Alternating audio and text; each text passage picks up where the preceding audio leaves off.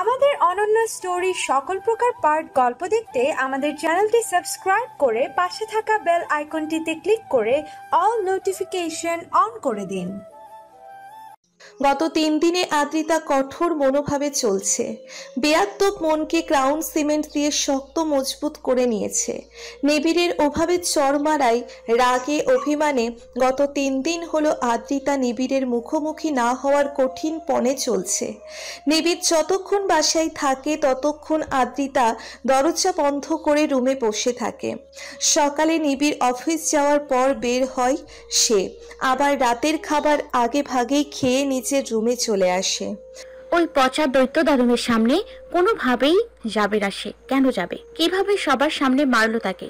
মানলাম না হয় একটু না বলে কোথাও গিয়েছিলাম, বাসায় আসতে না হয় একটু দেরি হয়েছে তাই বলে ওভাবে মারবে? নিজেকে কি মনে করেন উনি? আদ্রিতার কি আত্মসম্মান নেই নাকি? তার কত খারাপ লাগলো, অথচ লর্ড গভর্নরটা একবারও সরি বললো না। আস্ত একটা দৈত্য দানব। বেচারি আদ্রিতার সেদিন রাতের জ্বরের ঘোরে কাটানো সময়টা সকালের আলোয় স্মৃতি থেকে মুছে গেছে। ফ্লোরে পা ভাঁজ করে চোখ বন্ধ করে পরমানন্দ নিয়ে বসে আছে আদ্রিতা, আর তার পিছনে নোরান খাটের উপর বসে আদ্রিতার মাথায় তেল মালিশ করে দিচ্ছে। এই কাজটা নূর করত। নূর যাওয়ার আগে নোরানকে এই কাজের দায়ভার দিয়ে গেছে।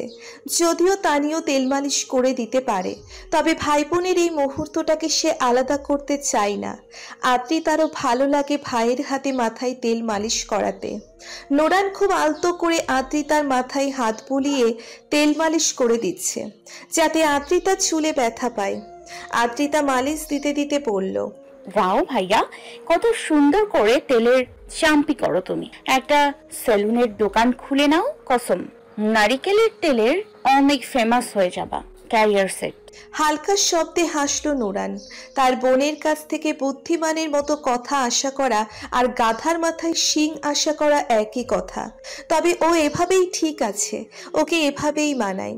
বুদ্ধিমানদের জীবনে মুশকিল বেশি থাকে, তারা অল্পতে খুশি হয় না, বেশি পাওয়ার আশায় জীবনের মূল্যবান খুশিটাই হারিয়ে ফেলে। অবুঝরা এক্ষেত্রে ভালো থাকে বেশি, কারণ তারা অল্পতেই খুশি থাকে, আর ওরই খুশি থাকলে তার ভাইও খুশি। আল্লাহ যেন নোরানের ভাগের খুশিটাও আদ্রিতাকে দিয়ে দেয়, এমনটাই সবসময় চাই সে। তেল মালিশ শেষে নোরান আদ্রিতার চুল ভাগ করে 2 বেনি করে দিল। এটাও নূর শিখিয়ে দিয়ে গেছে, এতে নাকি চুল লম্বা হয়। নোরানও মায়ের দেওয়া কাজ খুব সাবলীল ভাবেই করছে। বেনি করা শেষে আদ্রিতা আয়নার সামনে গিয়ে দাঁড়ালো। নিজেকে আয়নায় দেখে ঠোঁট উল্টে বলল, আমাকে তো তেল টু বেগম লাগছে, একদম তেল দিয়ে একদম চিপচিপে ভূতনি করে দিয়েছে।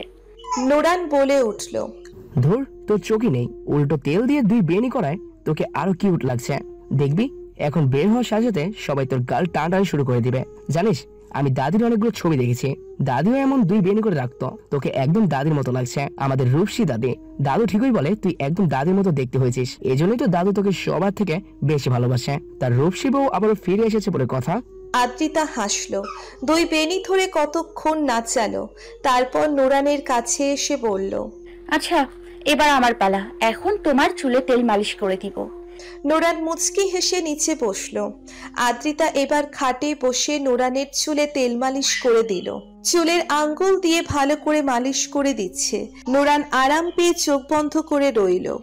আদ্রিতার মাথায় হঠাৎ দুষ্টু বুদ্ধি চাপলো। সে আস্তে করে নোরানের বন্ধ চোখের আড়ালে তার চুলেরও 2 বেনি করে ফেললো। তারপর ফোন বের করে ফট করে নোরানের একটা ছবি তুলে ফেললো। নোরানের এমন ফানি লুক দেখে নিচের হাসি আটকে রাখতে পারল না আদ্রিতা। ফিক করে হেসে দিল সে। তার হাসির শব্দে চোখ খুলে তাকালো নোরান। আদ্রিতার করা কারসাজি চোখে পড়ল তার। তা দেখে নোরান অসহায় সুরে বলল, ওরে কি করছিস এসব? দাঁড়া, দেখাচ্ছি তোকে মজা, আজ তোর খবর আছে। অবস্থা বেকায়দা দেখে আদ্রিতা ভো দৌড় দিয়ে হাসতে হাসতে দরজা দিয়ে ছুটে বেরিয়ে গেল। নোরান যেতে নিয়েও গেল না। এই অবস্থায় বাইরে গেলে সবার বিনোদনের উপকরণ হয়ে যাবে সে, তাই আগে নিজেকে ঠিক করতে ছুটল সে। আদ্রিতা হাসতে হাসতে নুরানের রুম থেকে দৌড়ে নিচের রুমের দিকে যেতে নিলেই আচমকা কারোর সাথে গিয়ে ধাক্কা খেল সে। ধাক্কা খেয়ে পড়ে যেতে নিলেই সেই ব্যক্তির বলিষ্ঠ হাতের বাঁধনে আদ্রিতার কোমর পেঁচিয়ে তাকে পড়ে যাওয়া থেকে রক্ষা করল। আদ্রিতাও চোখ খিচে বন্ধ করে সামনের ব্যক্তির দুই কাঁধ চেপে ধরল পড়ে যাওয়া থেকে বাঁচতে। আদ্রিতার নাক গিয়ে ঠেকল তার প্রশস্ত বুকে। তৎক্ষণাৎই নিঃশ্বাসে প্রবেশ করলো সেই সুপরিচিত মন মাতানো ঘ্রাণ। আদ্রিতার বুকে সৃষ্টি হলো মৃদু কম্পন। যার কাছ থেকে গত 3 দিন হলো পালিয়ে বেড়াচ্ছে, শেষমেশ কিনা তার বুকেই এসে পড়তে হলো। হঠাৎ কান্না পেল কেমন আদ্রিতার। অভিমানগুলো মাথা চারা দিয়ে উঠছে। আদ্রিতার উপর দিকে মুখ তুলে তাকালো না। নিবিড়ের কাঁধ চেপে ধরা হাত দুটো আস্তে করে নামিয়ে নিল। মাথা নিচের দিকে রেখেই ধীরে ধীরে নিবিড়ের হাতের বাঁধন থেকে সরে এসে নিবিড়ের পাশ কেটে চলে যেতে লাগলো। এক কদম এগুতেই চুলের বেনিতে টান পড়ল। চুলে হাত রেখে মৃদু কণ্ঠে আহ করে আর্তনাদ করল সে। পাশে আর চোখে তাকিয়ে দেখলো নিবিড় তার চুলের বেনি টেনে ধরেছে। আদ্রিতা কিছু না বলে তার বেনি নিবিড়ের হাত থেকে ছাড়ানোর চেষ্টা করলো। কথা না বলার পণ এত সহজে এবার ভাঙবে না সে। কিন্তু নিবিড় ছাড়ল না তার বেনি, বরং আরো জোরে হ্যাচকা টান দিয়ে আদ্রিতাকে ওর সামনে নিয়ে এলো। ব্যথায় এবার আদ্রিতার চোখে পানি চলে এলো। এখনো মাথা নিচু করেই আছে সে। নিবিড়ের চাপা রাগী কণ্ঠে শোনা গেল, মাথা তোল। মাথা তুলল না আদ্রিতা, সেভাবেই দাঁড়িয়ে রইল। নিবিড় এবার রেগে গিয়ে আদ্রিতার দুই বেনি দিয়ে ওর গলা পেঁচিয়ে ধরে মুখটা উপরে তুলল। এবার উপরে তাকাতে বাধ্য হলো আদ্রিতা। অশ্রু ভেজা চোখে তাকালো সে নিবিড়ের পানে। নিবিড়ের মুখের দিকে তাকাতেই কিছুটা চমকে গেল সে। নিবিড়কে কেমন বিবর্ণ দেখাচ্ছে। সর্বদা ফিটফাট থাকা নিবিড় ভাইয়াকে আজ কেমন ছন্ন ছাড়া অগোছালো দেখাচ্ছে। চোখ দুটো নেশাগ্রস্তদের মতো লাল হয়ে আছে। দাড়ি কোফ দিয়ে কেমন কবির সিং মুভির শাহিদ কাপুরের মতো লাগছে। নিবিড়কে এভাবে দেখে আদ্রিতার বুকের মাঝে অজান্তেই ধুপ করে উঠল। কিন্তু এবার সে ডিস্ট্রাক্ট হবে না। এই লোকের কোনো কিছুতেই ধ্যান দিবে না সে। দৈত্য দানবের সেই কঠোরতা এত সহজে ভোলার না। তাই মুখে কুলুপ এঁটে রইল আদ্রিতা। বেনির প্যাচ আরেকটু টাইট করে নিবিড় চোয়াল চিবিয়ে বলল, এত দেমাগ কই পাস তুই? তোর যন্ত্রণায় জীবন যৌবন সব ছারখার হয়ে গেল। আমার পুরো তন্দুরি বানিয়ে ফেললি। এক্ষুনি মেরে ফেলি তোকে। জঞ্জালি শেষ, না থাকবে বাস, না বাজবে বাসি। কি বলিস? এবারে ভয় পেয়ে গেল আদ্রিতা। মেরে ফেলবি মানে কি? আর আমি তাকে কি যন্ত্রণা দিলাম? আমি কি তার খাবারে জামাল ঘোটা মিলিয়ে দিয়েছি নাকি তার প্যান্টে লাল পিঁপড়া ছেড়ে দিয়েছি? আমি তো তার সামনেই যাই না, তাতেও শান্তি নেই তার। এখন আমাকে কে বাঁচাবে? এই দৈত্য দানব তো সত্যি সত্যি আমার জান কবজ করে ফেলবে। কাল সকালের পেপারে ব্রেকিং নিউজ আসবে, বেনিতে পেঁচিয়ে মৃত্যুবরণ হলো এক তরুণীর। আর ছবিতে আমার এই তেলটু বেগমওয়ালা লুক থাকবে। ছি ছি, কি বিশ্রী দেখাবে। সোনা মা, চাচ্চু, কেউ তো বাঁচাও, তোমার মেয়েকে মেরে ফেললো এই জালেম দৈত্য। হঠাৎ নিচ থেকে তানির কণ্ঠ ভেসে এলো, আরে তুই ডিনার করতে আয়, আজ কিন্তু রুমে খাওয়া চলবে না। মায়ের কণ্ঠ শুনে নিবিড়ের হাত একটু ঢিলা হয়ে এলো। সুযোগ বুঝে আদ্রিতা নিবিড়কে হালকা ধাক্কা দিয়ে সরিয়ে দিয়ে এক দৌড়ে নিচের রুমে এসে দরজা আটকে দিল। অল্পের জন্য বেঁচে গেছে আজ। নিবিড়ের উপর আদ্রিতার রাগ অভিমান আরো বেড়ে গেল। তার মতে নিবিড় এখন পৃথিবীর সবচেয়ে খারাপ লোক বলে গণিত। আদ্রিতা তার কথাও ভাবতে চায় না। অমন ক্রূর লোকের কথা ভেবে নিজের মন বিষণ্ণ করতে চায় না। তার পরিবর্তে আদ্রিতা নুরানের ছবিটা নিয়ে কারসাজি করতে বসে গেল। নিজের চুলগুলো আবার ঠিক করে বিছানায় এসে বসতেই টুং করে মেসেজ টোন বেজে উঠল। নুরানের ঠোঁটে অস্পষ্ট সেই হাসি ফুটল। তার ফোনে টোন বাজার সাথেই এই হাসি তার আপনা আপনি চলে আসে। হাসি বজায় রেখে ফোন হাতে নিল। মেসেজ ওপেন করতেই সেই হাসিটা ফাটা বেলুনের মতো চুপসে গেল ফট করে। ভেবা চাকা খেয়ে গেল বেচারা। নুরানের দুই বেনি করা ছবিটা ওর স্টোরিতে কখন এলো? আর নীলাম্বরী সেই ছবিতে এক গাদা হাসির ইমোজি দিয়েছে। তার বদমাইশ বোনটা কি অঘটন করে ফেলেছে? মা নিশ্চুত, সব শেষ। নোরান দ্রুত ছবিটা ডিলিট করে দিল আর নিজের ফেসবুক পাসওয়ার্ডটাও চেঞ্জ করে দিল সাথে সাথে। এই ওরি পাগলির ভরসা নেই। যদিও নোরানের তেমন কোনো ফ্রেন্ড নেই, তবে এখন যে তার স্পেশাল কেউ আছে সেটা তো আর ওরি জানে না। নীলাম্বরীর মেসেজ এলো আবার, ছবি ডিলিট করলেন কেন? কত কিউট লাগছিল, একদম নায়িকা জরিনা সুন্দরী ফেল। হাসলো নোরান। আজ তো এই মেয়ে ইচ্ছে মতো মজা নিবে তার। পাঁচি বোনটা তাকে চব্বর ভাসিয়ে দিয়েছে। নোরান রিপ্লাই করলো, মজা নেন? আরে ওটা আমার দুষ্টু বোনের কাজ। আপনার বোনও আছে? হ্যাঁ আছে তো, আমরা যমজ। মায়ের পেটে আমার সাথে ভাগ বসিয়েছে পাজিটা। ওয়াও, যমজ? নিশ্চয়ই একই রকম দেখতে আপনারা। আপনাদেরও কি মুভির মতো হয়? একজন ব্যথা পেলে আরেকজনও পায়, একজন কাঁদলে আরেকজনও কাঁদে, একজন অসুখ হলে আরেকজনও অসুখ হয়, এমন হয় আপনাদের সাথে? মনে হচ্ছে অনেক বেশি সিনেমা দেখেন, তাই তো হ্যাং ওভার যায়নি। শুধু সিনেমাই হয় ওইসব, বাস্তবে সব হয় না। আমাদের তো স্বভাবই মিলে না, দুজন ভিন্ন স্বভাবের। আমি শান্তশিষ্ট আর অরি হলো এই বাড়ির অঘোষিত বাদর। সারাদিন দুষ্টামি করে সবাইকে জ্বালিয়ে মারাই ওর কাজ। তবে আমার সাথে বাড়ির সবার প্রাণও ওই, বাড়ির সবার আদরের। How sweet! আমার তো শুনেই দেখতে মন চাচ্ছে তাকে। দেখতে কেমন আপনার বোন? নিশ্চয় অনেক আদুরে। আজ তো একটা পরীর চেয়েও সুন্দর আমার বোন। আপনি কত লাকি, আপনার বোন আছে। আমার কোনো ভাই বোন নেই। আমার একটা ভাইয়ের কত শখ জানেন? মা বাবাকে কত বলি আমাদের একটা ভাই এনে দাও। মা বিরক্ত হয়ে বলে, তোর বাপের সময় নাই ভাই বোন আনার, তোকেই আনছে তাতেই সে টায়ার্ড। বলেন কেমনটা লাগে? আমি ভাইয়ের জন্য কত হাই হাই করি, যারে দেখি তারই ভাই বানাতে মন চায়। আমার কলেজের ফ্রেন্ডদেরও ভাই বানাতে চাইতাম কত, কিন্তু কেউ আর পর দিন সামনেই আসে না। ভাই বানাতে চাই বলে আমার বাসায় কোনো ছেলে আত্মীয় আসে না। ভাই বানানোর এত ইচ্ছে যে ফেসবুকে ছেলের আইডি দেখলেই ভাই বানাতে লেগে পড়ি, কিন্তু কেউ হতে চায় না। ভাই বানানোর কথা বললেই সবাই ব্লক মেরে দেয়। কি অমানবিক লোকজন! এই মাসুম মেয়েটার একটা ভাই তো চাই, তাতেই সবার মুখ ফিরিয়ে নেয়। কেন বুঝি না। আপনি বলেন, আমি কি অন্যায় কিছু চেয়েছি? কাউকে ভাই বানাতে চাওয়া কি গুনাহ? আপনাকে কেউ ভাই বানাতে চাইলে কি আপনি এমন করবেন? বার্তাখানা পড়ে নুরানের বিষম উঠে গেল। খুব খুব করে কাঁদতে শুরু করলো সে। তাই ভাই বোন প্রীতি যে এমন বেগতিক দেখে মোড় নিবে তা জানলে নুরান আজ ফোনই হাতে নিত না, আর না ওরির কথা বলতো। নুরান বুঝতে পারলো আজ আর এগুলো যাবে না। এখানেই ইতি না টানলে নীলাম্বরীর মনোভাব আজ নুরানের স্বাস্থ্যের জন্য বৃহৎ হানিকর সাব্যস্ত হবে। তাই মুহূর্ত ব্যয় না করে নুরান টেক্সট করলো, সরি আমার একটা জরুরি কাজ আছে, পরে কথা বলবো আপনার সাথে। টেক্সট ডেলিভার হতে দেরি, অফলাইনে যেতে দেরি হলো না নুরানের। এইটুকু সময়েই বেচারার ঘাম ছুটে গেছে। পানির বোতলটা হাতে নিয়ে এক নিঃশ্বাসে পুরোটা ঢকঢক করে সাবার করে ফেললো। পানি খেয়ে নুরান একটু লম্বা শ্বাস টেনে নিল। পানির বোতলটার দিকে কতক্ষণ তাকিয়ে রইল। তারপর হঠাৎ করেই হেসে উঠল সে। আজকের মতো অবস্থা বোধহয় নুরানের জীবনেও হয়নি। নিজের পরিস্থিতিতে নিজেই মজা পেল যেন সে। কলেজের জন্য রেডি হয়ে বের হতে নিয়ে আদ্রিতা দেখল নিবিড় ও অফিসের জন্য তখনই বের হচ্ছে। বের হতে হতে আদ্রিতার দিকে না তাকিয়েই সে বলল, গাড়িতে গিয়ে বস, আমি কলেজে নামিয়ে দিব। বলেই বেরিয়ে গেল নিবিড়। আদ্রিতার রাগ এখনো কমেনি। সে এই লোকের সাথে মোটেও যাবে না। সেদিনের ওই ঘটনার পর থেকে আদ্রিতার উপর এক রায় জারি করা হয়েছে। আদ্রিতা এখন থেকে আর একা কলেজে যেতে পারবে না।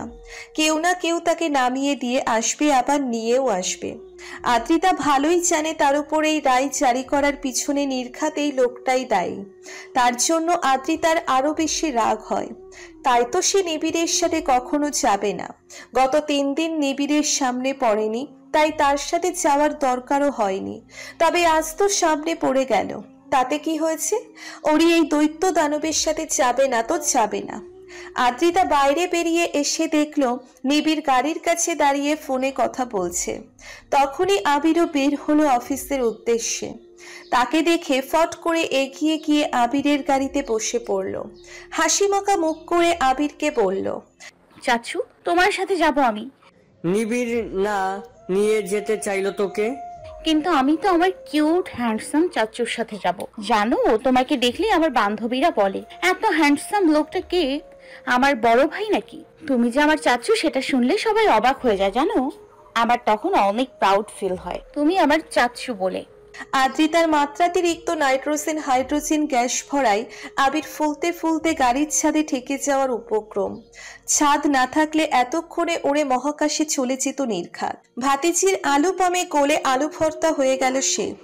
সগর্বপূর্ণ হাসি দিয়ে বলল, হ্যাঁ তো ঠিক বলেছিস, আমি একটু বেশি হ্যান্ডসাম কিনা, কি আর করার। আচ্ছা ঠিক আছে মামুনি, তোর ইচ্ছে কি আমি অপূর্ণ রাখতে পারি, চল নিয়ে যাই। আদ্রিতা একগাল হেসে আবিরের দুই গাল টেনে দিয়ে বলল, আমার কিউট চাচু। আবির হেসে উঠে গাড়ি স্টার্ট দিল। আদ্রিতা সাইড মিররে তাকিয়ে দেখতে পেল নিবিড় ওদের গাড়ির দিকেই কঠোর দৃষ্টিতে তাকিয়ে আছে। থাক, তাতে আমার কি, রাগ শুধু ওনার একার, কপিরাইট না। কলেজে আসতেই আদ্রিতার বান্ধবী ইভা এক গ্রেনেড বোম ফাটালো। যা শুনে পুরো স্তব্ধ হয়ে গেল আদ্রিতা। তখন ওভাবে নিবিড়কে অ্যাভয়েড করে চলে আসলেও মন খারাপটা আদ্রিতার পিছু ছাড়ছিল না। ক্লাসে উদাস মনে বসেছিল। তখনই ছুটে এসে ধপ করে আদ্রিতার গা ঘেঁষে বসলো ইভা। একটুর জন্য আদ্রিতার উপর পড়েনি যেন। বসেই হাঁপাতে হাঁপাতে আশ্চর্যান্বিত কণ্ঠে বলল, জানিস ওরে কি হয়েছে? আদ্রিতা বিরক্তি ভরা কণ্ঠে বলল, কি হয়েছে এমন ভাবে বলছিস যেন আজই তোর বয়ফ্রেন্ডের সুন্নতে খতনা হলো। আরে তার চেয়েও ভয়াবহ কাণ্ড হয়েছে। দেখ, মেজাজের মা বোন না করে কি বলবি তা জলদি করে বই কর। আরে তুই তো জানিস আমার বাবা পুলিশ, তো বাবার কাছ থেকে কাল একটা দুর্ধর্ষ কথা শুনলাম। আসলে বাবা কারোর সাথে ফোনে কথা বলছিল, তখনই আমি শুনে ফেলি। তারপর বিস্তারিত বাবার কাছে জানতে চাই। তখন বাবা বলল, সব সেদিন তোকে নিয়ে আমরা যে মেলায় গিয়েছিলাম, জানিস ওইখানে কি হয়েছিল? কি হয়েছিল? ওখানে একদল গুন্ডা মাস্তান টাইপ ছেলে খারাপ মনস্তাপ নিয়ে ঢুকেছিল। আর তাদের টার্গেট কে ছিল জানিস? তাদের টার্গেট ছিলি তুই। আদ্রিতা বিস্মিত হয়ে গেল। স্তম্ভিত কণ্ঠে বলল, হোয়াট? কি বলছিস এসব? আরে সত্যি বলছি, ওদের মাঝে লিডার বদমাসটার নাম পিয়াস। সে নাকি তোর ক্ষতি করার উদ্দেশ্যে ওখানে এসেছিল। কলেজ থেকে আমাদের পিছু নিয়েছিল। মেলা থেকে তোকে তুলে নিয়ে গিয়ে তোর ক্ষতি করার প্ল্যান ছিল ওদের। প্ল্যান সফলও হয়ে যেত যদি না। আদ্রিতা কৌতূহলী কণ্ঠে বলল, যদি না সময় মতো তোর নিবিড় ভাইয়া চলে না আসতো। আদ্রিতা আরো একবার স্তম্ভিত হয়ে গেল। ইভা জানালো, হ্যাঁ নিবিড় ভাইয়া, লোকটা প্রায় তোকে ধরেই ফেলেছিল। ঠিক তখনই নিবিড় ভাইয়া ওইখানে পৌঁছে গিয়ে তাকে ধরে ফেলে। আমাদের অগোচরেই তাদের সরিয়ে নিয়ে যায়। অনেক মারধর করার পর পুলিশের কাছে ধরিয়ে দেয়। শুধু তাই না, ছেলেটাকে পুলিশ রিমান্ডে দিলে তার কাছ থেকে বাবা বিস্তারিত আরো জানতে পারে। আসলে ওই বদমাস নাকি অনেক আগে থেকেই তোর ক্ষতি করার ধান্দায় ঘুরছে। তোর উপর নাকি প্রতিশোধ নেওয়ার উদ্দেশ্য ছিল তার। প্রতিশোধ? কিসের প্রতিশোধ?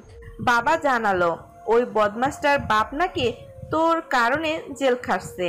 ওটার বাপ আরেকটা বিশ্রী খারাপ লোক। সে নাকি তোর ছোটবেলায় তোকে কোনো মেলায় তোর ক্ষতি করতে চেয়েছিল, কিন্তু সেদিনও নিবিড় তাকে ধরে অনেক মারে।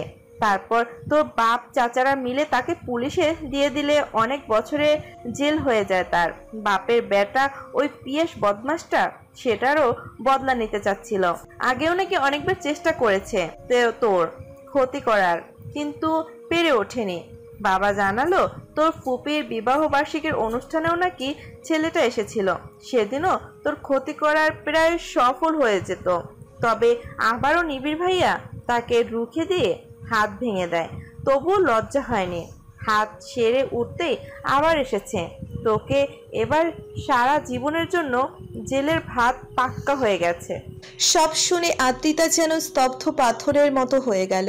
এবার ঠোঁট দুটো অনবরত নড়ে যাচ্ছে, তবে আদ্রিতার কানে আপাতত আর কোনো কিছুই পৌঁছচ্ছে না। মস্তিষ্ক শূন্য হয়ে যাচ্ছে কেমন। চিনচিন ব্যথায় বুকের মাঝে অসম্ভব যন্ত্রণা দিচ্ছে। চোখ জ্বলছে, চোখের বাঁধে এসে কান্নারা হামলে পড়ছে। আদ্রিতা আটকাতে পারছে না। হঠাৎ সে উঠে দাঁড়িয়ে দৌড়ে ক্লাসরুম থেকে বেরিয়ে এলো।